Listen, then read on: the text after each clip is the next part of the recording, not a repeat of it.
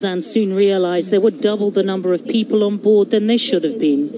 He and his family jumped off. The ship is only like 40% or only like 30% is going in, but I don't know from who is making the job. 60%, 70% put in the boat. It's not good. 70% for 7 meters, it's not good. That's why we come back.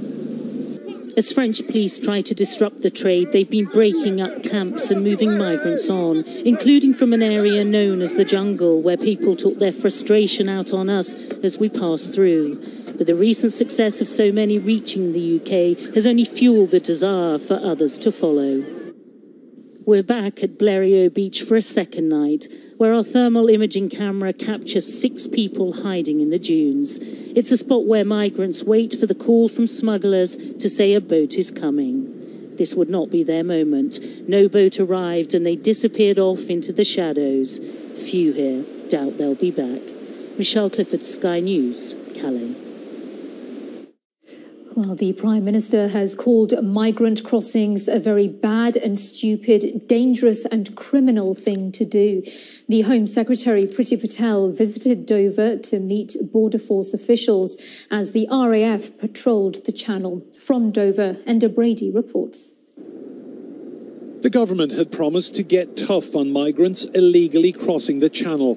But with record numbers arriving, it was left to the Home Secretary to come to Dover and meet those tasked with stemming this human tide. Working with the French, we need to stop them from getting across the channel. But number 2, we need to look at the legal framework that we have, all the panoply of laws that an illegal immigrant has at his or her disposal that allow them to stay here. And we need to look at what we can do to change that. Overhead, an RAF Atlas aircraft patrolled the skies and carried out surveillance of the seas below, scanning for migrant vessels. Some observers feel the time has come to radically change how Britain deals with the migrants. The only commitment we have to people in the Channel is to take them to a place of safety. What we should be doing is picking them up and I believe taking them to something like a cruise liner. There's plenty of cruise liners stooging around at the moment with nothing to do. I can see 6 out of my window here in Portsmouth just lying off the Isle of Wight. Take them there,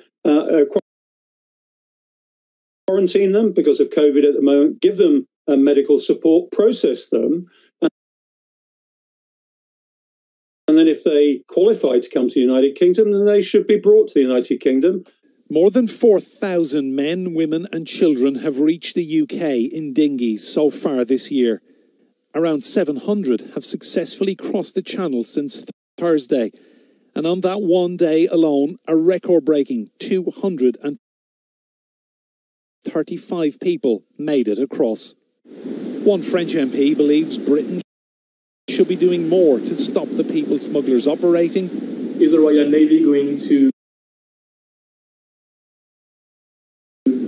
shoot at the boat? Is the Royal Navy going to push the small boats back to French waters with very high risks of drowning these people into the Channel Sea? That's no sense. The heatwave has given criminals a clear run at getting as many dinghies across this stretch of water as possible. Well, you can see the channel behind me here. The last few days, weather has been absolutely perfect. The sea has been like a mill pond. There hasn't been a cloud in the sky. And those conditions have been ruthlessly exploited by people smugglers. Britain's immigration minister will meet his French counterpart in Paris this week. They'll both be hoping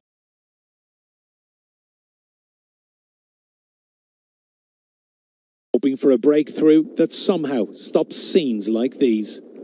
Enda Brady, Sky News, in Dover. Now, President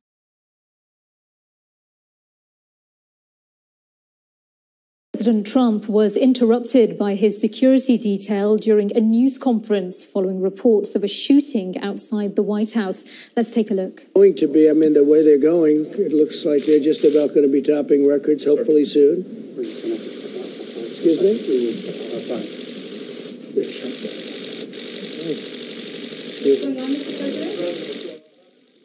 Well, the president was holding a White House briefing in front of assembled journalists before being escorted to the Oval Office by his security. He had been discussing alleged voter fraud in Virginia and the upcoming election. Well, in Washington, James Matthews. And James, things certainly took a dramatic turn earlier. What more can you tell us?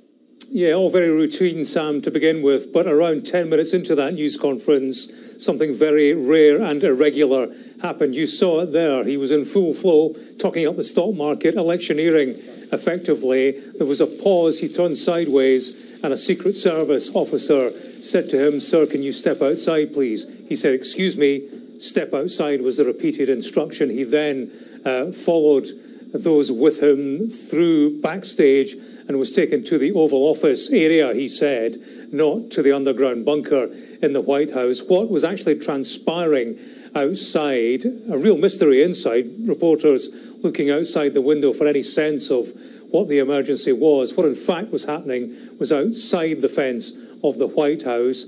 A man deemed to be some kind of threat was shot by Secret Service officers. He's been taken to George Washington University Hospital, having been shot by law enforcement.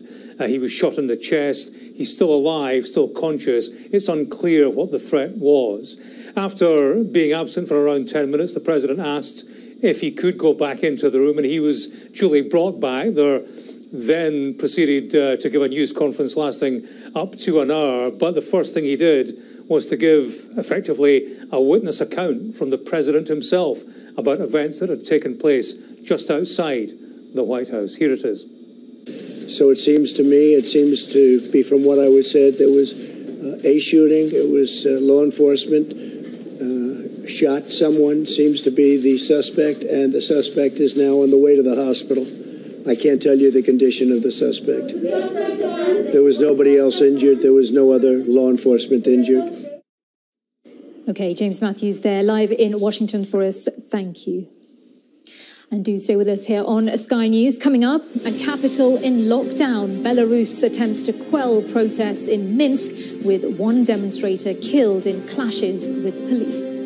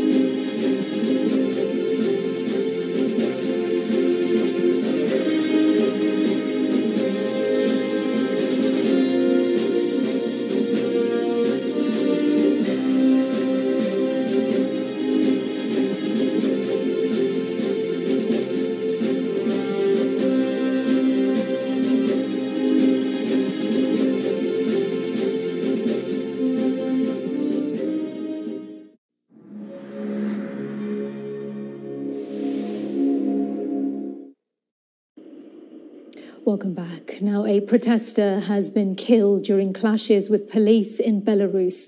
It follows warnings from the newly re-elected president of a tough crackdown after his disputed election victory sparked violence between police and demonstrators. Officials said Mr. Lukashenko won a sixth term in office with more than 80% of the vote, but his opponent called the results a sham. Sitting on the eastern frontier of Europe, the former Soviet Republic has been ruled over by him for almost 3 decades. After being denied accreditation to cover the election, Sky's Diana Magnay reports from Moscow. As Belarusians take to the streets for a second night running, they have horrific images in the back of their minds. One police truck ramming into a protester at speed.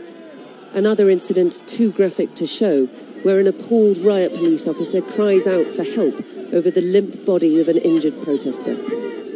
Their president has blood on his hands and 3,000 detained in one night on his conscience. His main rival, Svetlana Tikhanovskaya, said she would prove the election results were false and condemned the government's response. What happened yesterday is the government's fault. We've asked not to use force on people who came to the streets. It's painful, and today we have information that one person died, but because we don't have the internet, we can't confirm nor deny it. I hope it's not true and everyone is alive. Otherwise, it means that the government has committed this crime. The president claims the internet is being disrupted from abroad and that the protests were stirred up by foreign forces, including the UK. We have recorded, you know this as a former intelligence officer, all the calls from abroad. There were calls from Poland, Great Britain and the Czech Republic. They controlled our, sheep. Protesters don't understand what they're doing and they're already coming under someone's control. Autocrats at large congratulating Lukashenko on his electoral win, China and Russia the first to do so. The EU, in contrast, mulling renewed sanctions. I would like to recall that the EU lifted the sanctions against Belarus because the country took steps in the right direction, such as the release of political prisoners. We surely must discuss within the EU now whether this can still be valid in the light of the past week and in recent days. President Lukashenko's legitimacy has been badly undermined by an election result so brazen as to be patently unbelievable. I think that many people will flee Belarus or other destinations because our country is not associated with the future of these young people. But if the uprising will continue to rise, then I think that it will mean really the beginning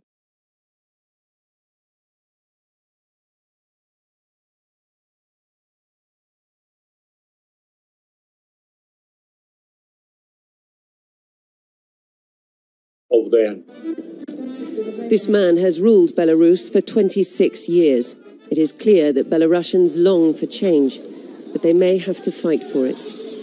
Diana Magnay, Sky News, Moscow. McDonald's is taking legal action against its former chief executive, Steve Easterbrook, accusing him of lying about sexual relationships with staff. Easterbrook was fired last November after he admitted a consensual relationship with an employee. Well, the fast food chain now wants to recover his £36 million payoff over claims that he covered up 3 other relationships. Sky's Sally Lockwood has this update from Washington. Actions that cost Steve Easterbrook his job last year could end up costing him a whole lot more. I'll just remind you of how this story began. So Steve Easterbrook was fired as CEO of McDonald's last autumn. After it emerged, he had a relationship with an employee. Now, this relationship was described as consensual, and it sparked debate over workplace relationships and dating. Many very sympathetic towards him, saying this was an invasion of privacy. Nevertheless, it was against McDonald's company policy for anyone to have a relationship or to date anyone subordinate, junior to them, which, when you're CEO, is virtually everyone. McDonald's called this a lack of judgment. Mr. Easterbrook apologised and was paid tens of millions of dollars in compensation. Everyone moved on. Then last month, an anonymous tip-off triggered an internal investigation by McDonald's, who now claim that Mr. Easterbrook had 3 sexual relationships with other staff members in the year prior to being fired. They also allege that he removed evidence of these relationships, deleting photographs from a mobile phone and from email accounts. And the company also claims he paid hundreds of thousands of dollars in shares to one of these three people he's alleged to have had a relationship with. Now, Steve Easterbrook was paid around $40 million in a severance agreement by McDonald's, and they are taking very rare legal action, suing their former chief executive in an effort to try and get some of this money back. Now, we've been unable to reach Steve Easterbrook today. He's yet to respond to these allegations, but there is some praise for McDonald's that they've reopened this investigation, some saying that it could set an example to other companies not to pay for these sorts of problems to go away quietly and to thoroughly investigate before paying such generous severance agreements. OK, let's get all the latest sports news now with Jessica. Hello there. Manchester United are through to the semi-finals of the Europa League. They beat FC Copenhagen 1-0 after extra time in Germany. Bruno Fernandes scored the only goal from the penalty spot. United will now play either Wolves or Spanish side Sevilla in the last four. Inter Milan are also through to the semi-finals after a 2-1 win over Bayer Leverkusen. I could say we need to be more clinical in knockout games. So, but delighted that we're through another semi-final for this team, and now the next challenge is to go one step further, or hopefully win the last one as well. Meanwhile, has time run out for Manchester United and their hopes of signing England's Jadon Sancho from Borussia Dortmund? The German side say he's staying with them after United missed the deadline to meet their asking price of £108 million. The official transfer window, though, doesn't close for another 2 months. We are planning with Jadon. He will play for us next season. The decision is definite. It answers all questions. We changed his salary because of his performance and extended his contract until 2023 last summer. Liverpool have completed their first significant transfer of the summer. The Premier League champions have signed defender Kostas Tsimikas from Greek side Olympiakos on a 5-year deal. The fee is thought to be around £12 million. Celtic have begun an investigation after defender Bolly Bolingoli travelled to Spain prior to playing in Sunday's 1-1 draw at Kilmarnock. Bolingoli broke UK and Scottish government rules by failing to quarantine upon his return, and the club was not made aware of the trip until after the game. Britain's Jo Konta and Heather Watson have made a disappointing return to the main women's tennis tour. Both were knocked out of the top seed Open in Kentucky.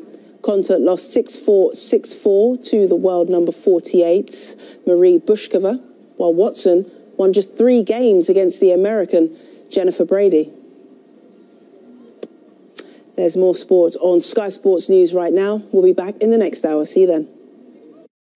And do stay with us here on Sky News. Coming up, we'll be taking another look at the morning's papers in our press preview.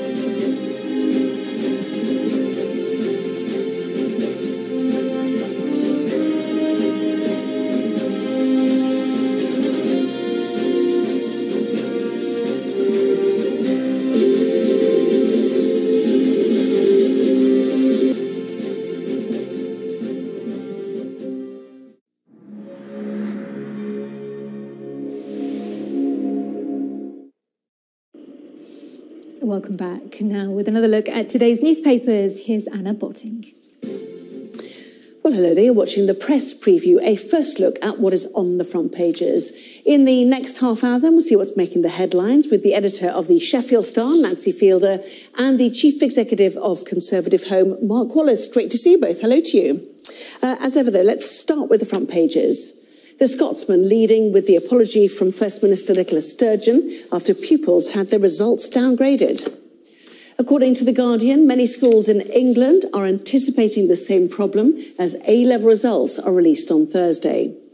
The Eye carries the results of a poll which found that 2/3 of parents surveyed were worried about the possibility of having to send their children back to school. Similarly, The Times leading with research which shows secondary school pupils are just as likely to transmit coronavirus as adults. The Metro has the story of an anti-mask protest group who marched through a supermarket shouting at customers to remove their face coverings. The Daily Telegraph understands council workers will soon be asked to go door to door as COVID-19 contact tracers. Daily Mail says that the move comes in response to people failing to answer test and trace phone calls.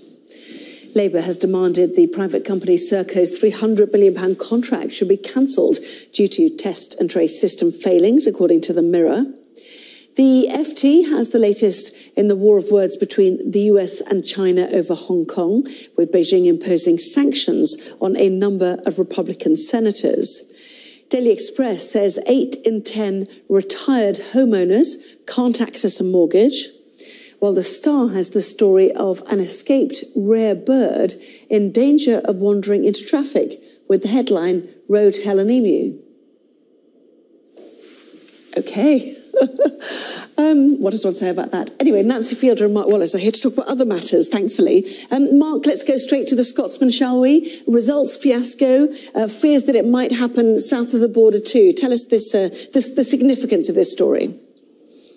Well, it's significant in two ways, I think. The first is that on the surface of this headline, the unusual sight of a politician apologising for getting something wrong. And the fact is that Nicola Sturgeon's government has been really badly hit by this crisis in recent days. And that's because of the second, much more meaningful impact of this, which is that thousands upon thousands of young people who've been working hard towards their exam have never happened. And they've now been given arbitrary grades by an algorithm that judges them on things like the past performance of their school rather than their own hard work. And you can understand immediately why that becomes a political crisis. So it's potentially going to claim the scalp of John Swinney, the Scottish Education Secretary. That's why Nicola Sturgeon's acting now. But really the lasting damage of this to young people's lives and university education and career prospects could be quite sustained and quite severe. Yes, as if it wasn't stressful enough, Nancy, for those who didn't quite get to sit their exams after all that work and, all your schooling leading up to that moment. Daily Telegraph reflecting on the fact that it's now England's turn, 730,000 pupils, prospect of university places offers being kept open while people try to appeal whatever happens to them come Thursday. Absolutely, and we don't even know what the results are yet in England. I mean, Nicola Sturgeon says there will be a big announcement tomorrow and we'll get the detail of what it means for Scotland. So there's an extra sleepless night for all those poor teenagers in Scotland who've been waiting for these results. And 18-year-olds in England must just be sat in dread waiting for Thursday's results. We all know what it's like waiting for those exam results, and we all know the pressure that's applied and the stressful situation, pandemic on top of that, and then seeing what's happened in Scotland and anticipating that the same is going to happen here. I think I just feel so sorry for all those children, all the parents involved, and you've just got to hope that the universities get their act together, that the ministers get their act together, and that something is done to help.